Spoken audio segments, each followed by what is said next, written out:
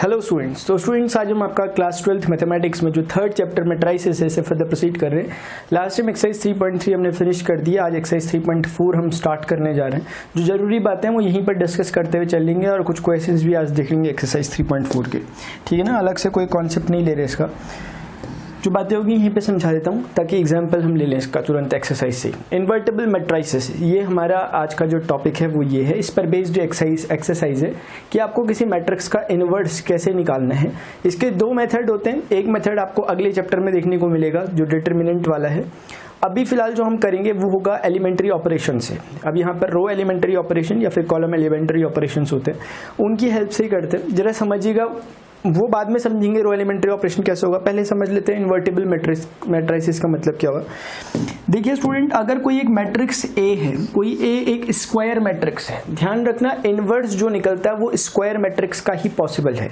अभी मैं बताता हूँ आपको इसका रीजन कि जो नॉन स्क्वायर मैट्रिक्स होती है यानी जो रेक्टेंगुलर मैट्रिसेस होती है उनका इनवर्स नहीं निकल पाता, उनके इनवर्स का एग्जिस्टेंस नहीं होता, ठीक है ना। और जो स्क्वायर मैट्रिक्स होती है, सभी स्क्वायर मैट्रिक्स का इनवर्स होता है ऐसा भी नहीं है ना। उनमें से भी कुछ कुछ स्क्वायर मैट्रिक्स जो कुछ कंडीशंस को फॉलो करती है वही स्क्वायर इनवर्स रखती है अपना। देखिएगा, जैसे ए कोई एक स्क्वायर मैट्रिक्स है तो और बी एक कोई दूसरी स्क्वायर मैट्रिक्स है, तो A इंटू बी करने पर यानी दो मैट्रिक्स का प्रोडक्ट करने पर अगर आपका आंसर I आ रहा है और यही कम्यूट भी है रिलेशन यानी B इंटू ए के भी इक्वल है। आप जानते हो कि AB और BA कम्यूट नहीं, मतलब हो भी सकते नहीं भी हो सकते मैट्रिक्स में, लेकिन जब A इंटू बी और B इंटू ए दोनों ही करने पर आंसर आइडेंटिटी मैट्रिक्स आता है तो हम कहते हैं कि वो जो A और B हैं वो म्यूचुअली एक दूसरे के इनवर्स हैं। समझ में आ रही बात? आपको मैं समझाता हूँ, कोई प्रॉब्लम की बात नहीं है इसमें। देखिएगा, पहले थोड़ा सा समझ रहे कि नहीं समझ रहे। इसको ऐसे भी समझ सकते हो कि A इंटू जो B है, B as a inverse of A की तरह बिहेव कर रहा है, यानी कि A into A inverse is equal to I आ रहा है। ऐसी वाली कुछ बात हो गई यहाँ पर, आप समझ सकते हैं। यहाँ पर मैं कुछ ऐसा कहना चाह रहा हूँ कि B is equal to A inverse हो गया, है ना। अब इसको आप ऐसे भी समझ सकते हो कि जैसे ना हमने क्लास 12th में हम पढ़ रहे हैं और हमने भी इसमें एक 1.4 एक्सरसाइज आई थी, एक्सरसाइज रिलेशन फंक्शन में बाइनरी ऑपरेशंस। वहां पर आइडेंटिटी एलिमेंट हम एक चीज पढ़ते हैं। आइडेंटिटी का मतलब क्या होता है समझना। जैसे 5 है, 5 का मैं किसके साथ मल्टीप्लाई करूं कि आंसर मेरा 1 आ जाए, 1 है ना, तो उसको हम कहेंगे 5 का इनवर्स। तो वो नंबर आप जानते हैं कि कौन होता है, वो नंबर होता है 1/5। 5 का मैं 1/5 से मल्टीप्लाई करूंगा तो आंसर 1 आएगा। 2 का मैं किससे मल्टीप्लाई करूं कि आंसर मेरा 1 आ जाए। 2 का मल्टीप्लाई मैं 1/2 से करूंगा तो आंसर 1 आ जाएगा। इसे कहते हैं मल्टीप्लिकेटिव इनवर्स। ऐसे ही एक एडिटिव इनवर्स भी होगा, है ना। और वो 1 के इक्वल क्यों आना चाहिए, वो वैसे अपने रिलेशंस एंड फंक्शन में पढ़ा हो कि 1 एक आइडेंटिटी एलिमेंट है। यहाँ पर 1 एक मल्टीप्लिकेटिव आइडेंटिटी है।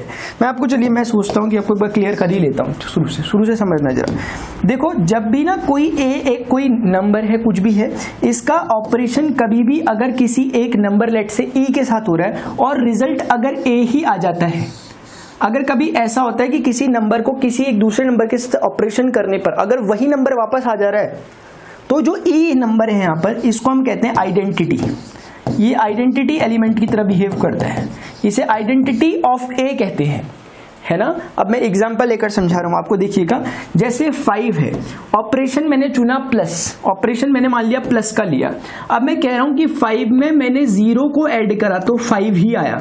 तो अब आप समझ गए कि 0 कौन हुआ, उस हिसाब से जो ये 0 हुआ ये आपका आइडेंटिटी एलिमेंट हुआ, ये आपका आइडेंटिटी एलिमेंट हुआ। इसी बहाने आपकी एक्सरसाइज 1.4 का रिविजन हो जा रहा है। 0 आइडेंटिटी हुआ, और क्या बोलेंगे मोर प्रिसाइजली, एडिटिव आइडेंटिटी, क्योंकि एडिशन इसका ऑपरेशन है और आइडेंटिटी 0 है। वैसे अगर मैं आपको कहूं कि 6 में हम क्या ऐड करें कि 6 ही आ जाए, तो आप समझ गए कि 6 में जब आप 0 ऐड करोगे, जब 6 में आप 0 ऐड करोगे 0, तो आपका आंसर 6 ही आएगा। अगेन ये आपकी आइडेंटिटी हो गई। और कौन सी आइडेंटिटी, एडिटिव आइडेंटिटी। तो ये फिक्स हो गया कि एडिटिव आइडेंटिटी हमेशा 0 ही होती है, क्योंकि किसी भी नंबर में क्या ऐड करोगे कि वो नंबर खुद ही आ जाए, तो 0 ही एक आंसर होता है, ऐड करोगे। अब 100 में मैं क्या प्लस करूं कि 100 ही आ जाए, 0 प्लस करूंगा, इसलिए एडिटिव आइडेंटिटी हमेशा 0 ही होती है। क्लियर है एक बात? ठीक है, इस बात को ध्यान रखना, ठीक है ना, बहुत इंपॉर्टेंट बात थी ये, आपने समझी। तो एडिटिव आइडेंटिटी को आप थोड़ा समझ गए। अब इसी आइडेंटिटी से एक बार इनवर्स को भी समझने की कोशिश करना। इनवर्स क्या होता है इसे भी एक बार कोशिश करें समझ लेना, इससे क्या है ना कि प्रैक्टिस हो रही है पीछे की भी, और यहाँ का भी थोड़ा सेंस बन जाएंगे। इनवर्स का मतलब होता है कि अगर मैं प्लस में ही बात कर रहा हूं, मैं एडिटिव इनवर्स की ही अगर बात कर रहा हूं, तो इनवर्स कहता है, इसका जनरल फॉर्मेशन है ए ऑपरेशन बी करने पर अगर मान लिया ई आ जाए रिजल्ट। ई कौन था अभी तक? ई हमने किसको नाम दिया था? आइडेंटिटी एलिमेंट को। अगर ए का किसी बी नंबर के साथ ऑपरेशन करने पर अगर आइडेंटिटी एलिमेंट आ जाता है तो हम कहते हैं कि ये जो बी है, जो ये बी है, इसको हम कहते हैं ये इनवर्स ऑफ ए है, ये इनवर्स ऑफ ए है ना, with respect to this operation. Clear है? और ये ई वेल डिफाइंड है, हम कह रहे हैं आइडेंटिटी एलिमेंट है। ठीक है, इसको एग्जांपल से समझो, क्लियर हो जाएगा। एग्जांपल से अगर हम इसे समझेंगे तो मोर क्लियर हो जाएगा। आप देखना, जैसे 5 है, मैं बोलूंगा कि 5 में मैं क्या ऐड करूं कि आइडेंटिटी आ जाए। कौन सी आइडेंटिटी? जो इस ऑपरेशन से रिलेटेड आइडेंटिटी, यानी एडिटिव आइडेंटिटी, यानी क्या? 0। एडिटिव आइडेंटिटी 0 हमने देखा अभी। तो 5 में मैं क्या ऐड करूं कि 0 आ जाए? तो आपका जनरल नॉलेज जानता है कि 5 में अगर हम -5 को ऐड करेंगे देन इट विल बिकम 0। तो इसका मतलब ये जो चीज निकली ये क्या हो गई? एडिटिव इनवर्स हो गई। एडिटिव इनवर्स हो गई। बेसिकली इनवर्स और ऑपरेशन एडिटिव है, एडिशन है, इसलिए एडिटिव इनवर्स हो गया। बहुत सिंपल बात है। क्लियर? मैं बोलूंगा 6 का एडिटिव इनवर्स क्या होगा? आप तुरंत बोलोगे -6, क्योंकि 6 में अगर -6 को ऐड करेंगे तो 0 आंसर आएगा। 0 मतलब ये आएगा, ये बात को फॉलो करेगा। 7 में मैं क्या ऐड करूं कि एडिटिव आइडेंटिटी यानी 0 आए, तो 7 में मैं -7 ऐड करूंगा। तो बहुत क्लियर हो गया कि 5 का आइडेंटिटी, एडिटिव आइडेंटिटी 0, 5 का एडिटिव इनवर्स -5, 6 की एडिटिव आइडेंटिटी 0, 6 का एडिटिव इनवर्स -6। तो आप देख रहे होंगे कि एडिटिव इनवर्स तो वेरी कर रहे हैं मतलब इनपुट के अकॉर्डिंग, लेकिन एडिटिव आइडेंटिटी हमेशा एडिशन में 0 ही होती है। ठीक है, ये भी आप समझ गए। चलिए ठीक है, बहुत बढ़िया। अभी ऐसा करते हैं, इसी चीज को एक बार मल्टीप्लीकेशन में भी देख लेते हैं। ठीक है ना, देखिएगा, इसी चीज को एक बार मल्टीप्लिकेशन में भी समझ रहे हैं। मल्टीप्लिकेशन का मतलब ये हुआ कि वही ऑपरेशन जो मैंने आपको दिखाया था अभी, ए ऑपरेशन अगर मैं ई करता हूं तो ए ही आ जाता है, ये मैंने आपको दिखाया था। ये ई आपका आइडेंटिटी को रिप्रेजेंट कर रहा था, ये आपका आइडेंटिटी को रिप्रेजेंट कर रहा था, आइडेंटिटी एलिमेंट को। तो उस समय 5 को मैं किससे प्लस मैं चाहता हूं इस बार मल्टीप्लाई, क्योंकि प्लस का तो हम देख चुके हैं। तो मल्टीप्लाई का अगर हम कर रहे हैं तो 5 को मैं किससे मल्टीप्लाई करूं कि मेरा आंसर 5 ही आ जाए। अब आप मुझे खुद बताएं, 5 को मैं किससे मल्टीप्लाई करूं कि मेरा आंसर 5 ही आ जाए। तो आप जानते हैं कि 5 को मुझे एक्चुअली मुझे 5 को 1 से ही मल्टीप्लाई करना होगा, तभी मेरा आंसर 5 आएगा। इसका मतलब ये जो चीज है इस पर्टिकुलर केस में, ये 1 जो आपका है ये आपकी आइडेंटिटी एलिमेंट बन गया, ये आपका आइडेंटिटी बन गई, और हम बोल सकते हैं मल्टीप्लिकेटिव आइडेंटिटी। सिमिलरली 6 को मैं किससे मल्टीप्लाई करूं कि मेरा आंसर 6 ही आ जाए, वही नंबर आ जाए। तो हम इसको कहेंगे कि भाई आप 6 को 1 से मल्टीप्लाई कर लो। तो हमने देख लिया कि मल्टीप्लिकेटिव आइडेंटिटी हमेशा 1 हो रही है, जैसे एडिटिव आइडेंटिटी हमेशा 0 हो रही थी, वैसे मल्टीप्लिकेटिव आइडेंटिटी हमेशा 1 हो रही है। समझ लो, बहुत सिंपल बात है, इस लॉजिक को ध्यान रखो बस हमेशा, है ना। सेम चीज अगर हम यहाँ पर फॉलो करते हैं इनवर्स के लिए, अभी हमने इनवर्स के लिए पढ़ा, हम अब मल्टीप्लिकेटिव इनवर्स चाहते हैं। तो इनवर्स के लिए अभी हमने देखा कि ए ऑपरेशन अगर बी करो और रिजल्ट आइडेंटिटी आ जाए कोरिस्पॉन्डिंग ऑपरेशन के, तो इस बी को हम इनवर्स कहते हैं। इसको समझ लेते हैं एग्जांपल से। जैसे 5, अभी मैं मल्टीप्लिकेटिव की बात कर रहा हूं, इसलिए 5 का मैं किससे मल्टीप्लाई करूं कि मेरा आंसर 1 आ जाए। 1 क्यों लिखा? क्योंकि मल्टीप्लिकेटिव आइडेंटिटी 1 है, इसीलिए। और हम समझ गए कि 5 का अगर हम 1/5 से मल्टीप्लाई करेंगे तो आंसर 1 आएगा। 6 का मैं किससे मल्टीप्लाई करूं कि आंसर मेरा 1 आ जाए। 1 क्यों? क्योंकि 1 मल्टीप्लिकेटिव आइडेंटिटी है, तो मुझे पता है 1/6 से करोगे तो 1 आएगा। इसका मतलब ये मल्टीप्लिकेटिव इनवर्स इस बार 1/6 हो गया। तो हम समझ गए कि 100 का मल्टीप्लिकेटिव इनवर्स 1/100 होगा।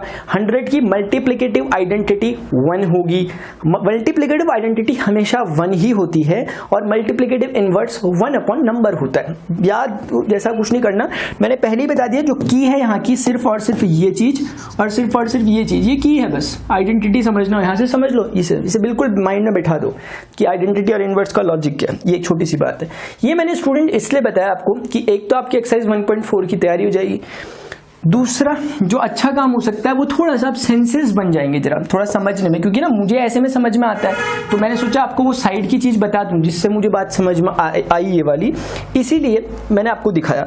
अब आप खुद समझ सकते हो कि जब मैं लिख रहा हूं a into A inverse is equal to I, तो बिल्कुल लॉजिकल बात हो रही है, क्योंकि a और a इनवर्स के बीच में बेसिकली जब कुछ नहीं है तो मल्टीप्लाई का साइन है और ये आई के इक्वल आ रहा है। और आप जानते हो हमारा लॉजिक जो अभी हमने मल्टीप्लिकेटिव वाला पढ़ा था वो भी यही कहता है कि A operation B is equal to, अगर आइडेंटिटी एलिमेंट आ रहा है, आइडेंटिटी एलिमेंट को ई से रिप्रेजेंट करा जा रहा था यहाँ पर आप चाहो तो ई से ही कर लो या अभी के कॉन्टेक्स्ट में हम आई से बोल सकते हैं।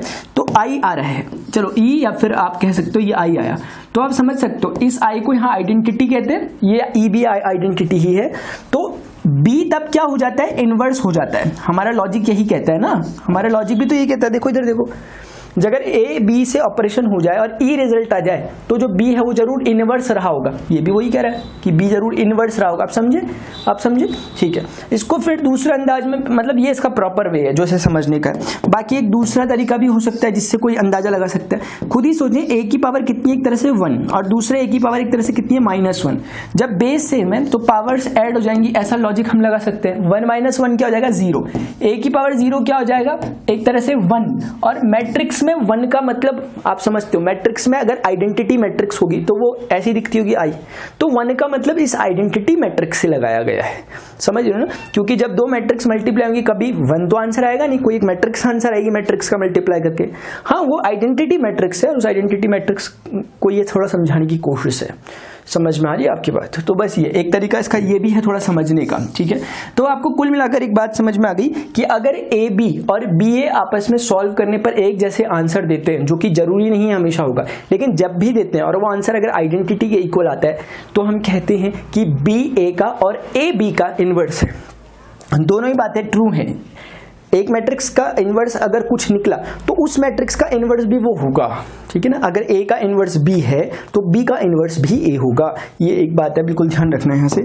चलो ठीक है। और एक बात जो मैं भी कह रहा था आपसे कि किसी भी रेक्टेंगुलर मैट्रिक्स का इनवर्स एग्जिस्ट नहीं करता। दूसरी बात साइड में एक और ध्यान रखो कि हर स्क्वायर मैट्रिक्स का इनवर्स होता है, ये भी सही नहीं है ना। रेक्टेंगुलर मैट्रिक्स को तो साइड ही कर दो, इनका तो इनवर्स होता ही नहीं है। लेकिन जो आपके स्क्वायर मैट्रिक्स बचती हैं उन स्क्वायर मैट्रिक्स में भी सभी स्क्वायर मैट्रिक्स का इनवर्स नहीं होता, कुछों का इनवर्स होता है जो कुछ कंडीशन को फॉलो करते हैं। उसे हम आगे देखेंगे 4th चैप्टर में। फिलहाल अभी तो सिर्फ इतना मैं आपको वेरीफाई करवाते हुए चलता हूं कि रेक्टेंगुलर मैट्रिक्स का क्यों नहीं होता inverse. Rectangular matrix does not possess any inverse, ठीक है ना। उसको हम समझ रहे हैं यहाँ पर। तो देखिएगा जरा, जैसे सोचिए कि ए कोई एक रेक्टेंगुलर मैट्रिक्स है, मान लिया m इंटू एन के ऑर्डर की, है ना। रेक्टेंगुलर है तो ऑर्डर डेफिनेटली रोज और कॉलम डिफरेंट होंगे, इसलिए मैंने थोड़ा m n दिखाने की कोशिश की है, ठीक है ना। एक दूसरी मैट्रिक्स है b मैट्रिक्स है और इसका मैंने ऑर्डर सपोज कर लिया p इंटू क्यू का, ये एक डिफरेंट रेक्टेंगुलर मैट्रिक्स है। अब मैं इन दोनों में थोड़ा सा कोशिश कर रहा हूं a b को निकालने की। देखिएगा अब मैं इसमें कोशिश कर रहा हूं ए बी को कैलकुलेट करने की। तो देखिएगा जरा ए बी, ठीक है ना। और ए का यहाँ पर जो हमने लिखा हुआ है थोड़ा सा ऑर्डर लिख लेते हैं ताकि क्लैरिफाई हो जाए बात हमारी। m इंटू एन का ऑर्डर ए का दिया मैंने और b को मैंने p इंटू क्यू का ऑर्डर दिया था। मुझे एक बात बताइए, हम जानते हैं अगर मल्टीप्लीकेशन होना है, अगर पॉसिबली मल्टीप्लीकेशन यहाँ पर वैलिड होना है तो उस समय m must be equal to n होना चाहिए, m is equal to n होना चाहिए, तभी पॉसिबल। ओह माय गॉड क्या कहा मैंने, n is equal to p होना चाहिए, n is equal to p होना चाहिए। हम जानते हैं इससे पहले की एक्सरसाइज में भी था, है ना। n p के इक्वल होगा तभी पॉसिबल होगा। और जो रिजल्टेंट ए बी आएगी, यानी जो ए बी मैट्रिक्स मिलेगी हमें, उसका जो ऑर्डर होगा वो कितना होगा m इंटू क्यू का, क्योंकि आपने देखा है, आप मेरे साथ देखते हुए आ रहे हैं ना पूरी एक्सरसाइज। ये m इंटू क्यू जो बचा उसका ऑर्डर होना चाहिए। चलो ठीक है। अगर हम इसी तरीके से अगर हम मान लिया बी ए मैट्रिक्स को भी कैलकुलेट करते हैं, बी ए मैट्रिक्स का मतलब बी मैट्रिक्स कितने ऑर्डर किए, p इंटू क्यू के ऑर्डर किए, ए मैट्रिक्स कितने ऑर्डर किए, m इंटू एन के ऑर्डर किए। और आप जानते हो कि अगर ये प्रोडक्ट वैलिड होना है तो उस समय इनको इक्वल होना ही पड़ेगा। तो this implies Q must be equal to M, उस समय Q M के इक्वल हो जाएगा।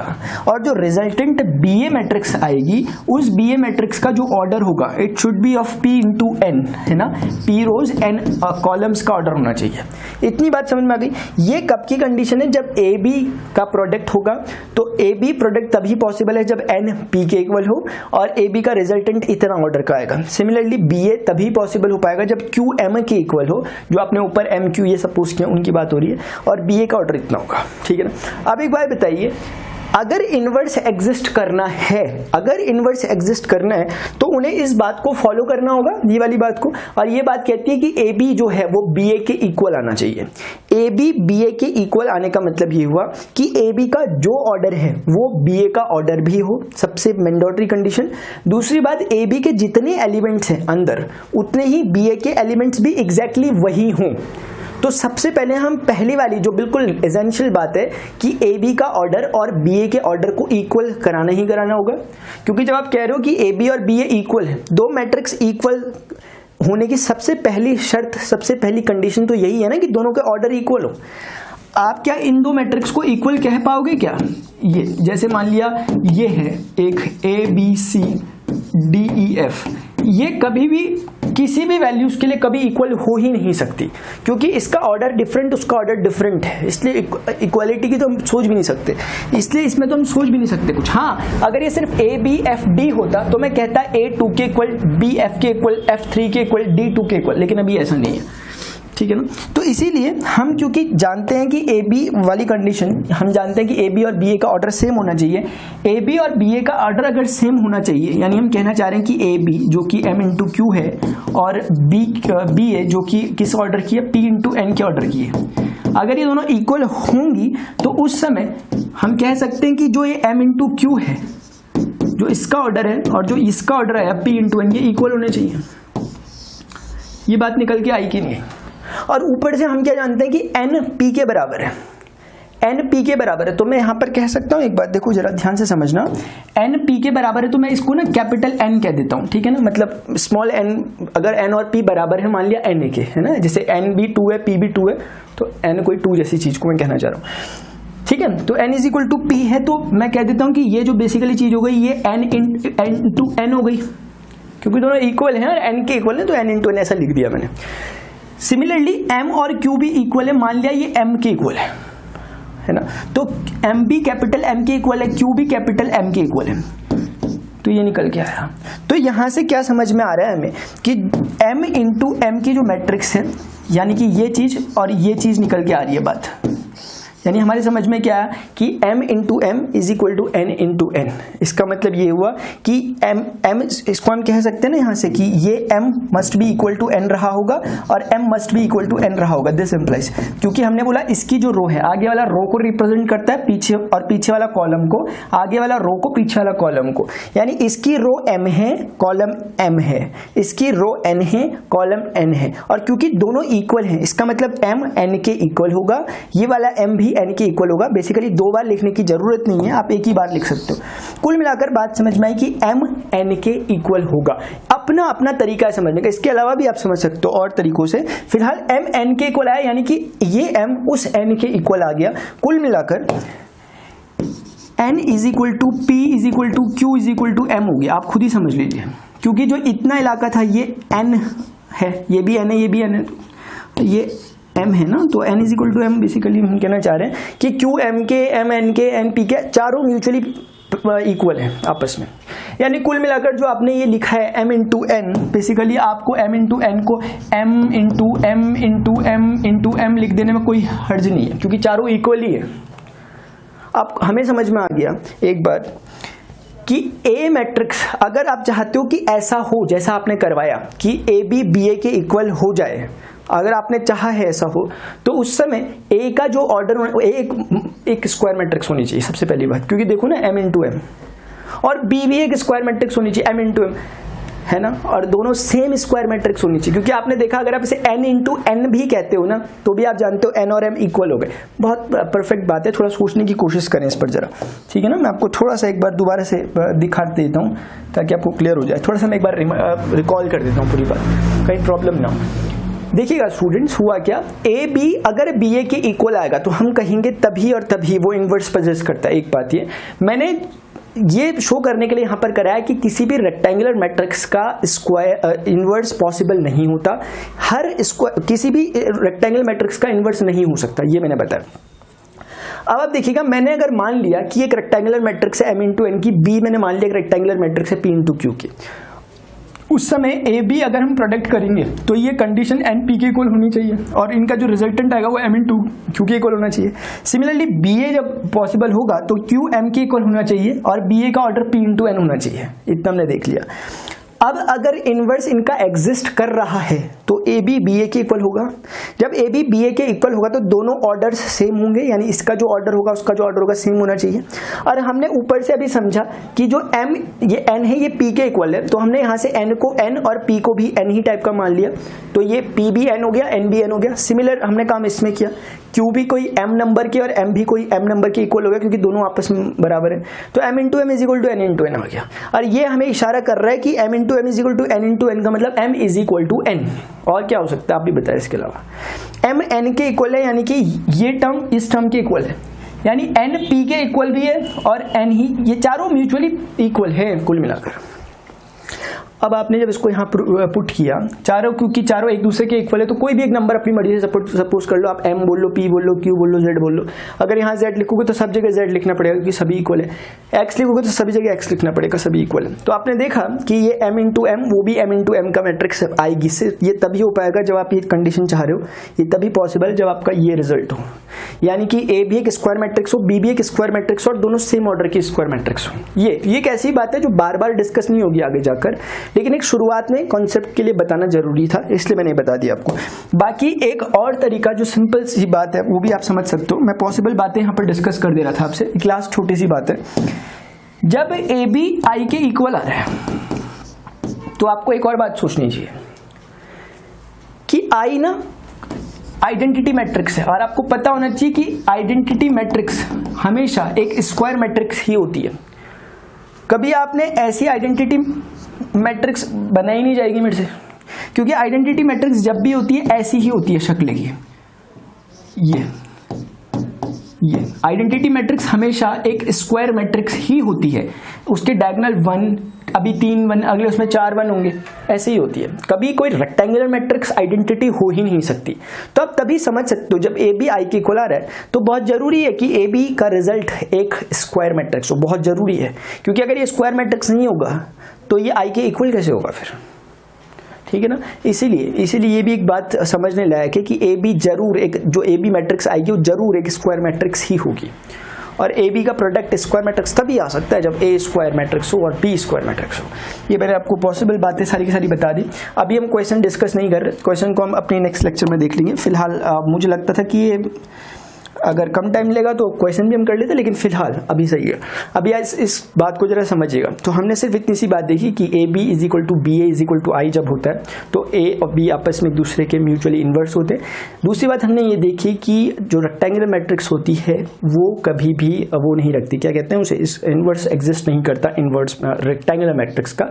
Rectangular matrices does not rectangular matrix does not possess N E square any inverse, ठीक है ना। तो स्टूडेंट्स, अगर आपको लेक्चर इन्फॉर्मेटिव लगा तो आप इस वीडियो लेक्चर को जरूर लाइक करें, अदर नीड स्टूडेंट के साथ जरूर से शेयर करें। वीडियो के डिस्क्रिप्शन में जाएं, पहले चैप्टर से लेकर 13 चैप्टर तक आपकी जो क्लास 12 की मैथमेटिक्स है उसके हर एक चैप्टर के हर एक एक्सरसाइज के हर एक क्वेश्चन को हमने डिटेल में डिस्कशन उनका किया है, उनके सॉल्यूशन मैंने आपको बताए हैं वीडियो सॉल्यूशंस। तो बस स्टूडेंट्स फिलहाल अभी के लिए इतना ही, मिलता हूं अपने नेक्स्ट लेक्चर में। Till then good bye, see you, take care.